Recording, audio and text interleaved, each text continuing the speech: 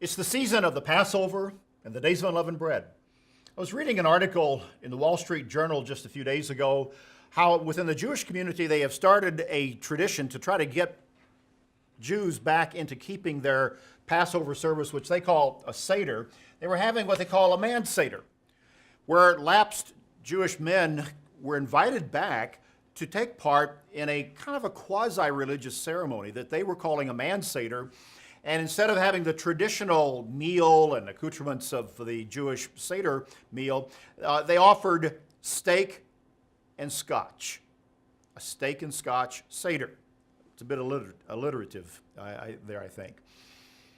And I happened to think about it, and I realized, every community of faith, every church, every religion has people who have lapsed, who've fallen away, and somehow need to be stirred up to come back. And the Jewish religion is no different in that way. But there's a connection to what God does say about the Passover and about his entire way of life that I think is instructive for those of us who take the Bible as it is, believe it, and seek to live by every word of God.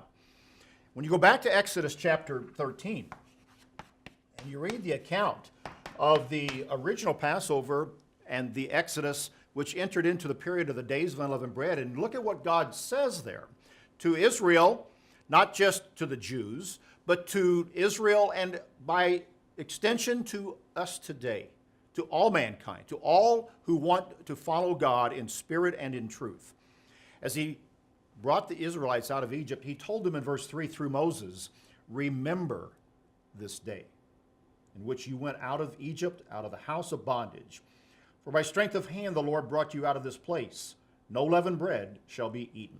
It goes on to talk about the 7-day period of unleavened bread. But there in that first instruction is the word remember. Don't forget.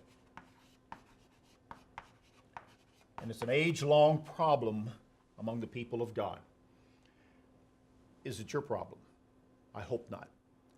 Because when we come to the Passover, the days of unleavened bread, and our entire worship of God, we want to always remember what God tells us to do and faithfully observe and do that. We want to remember.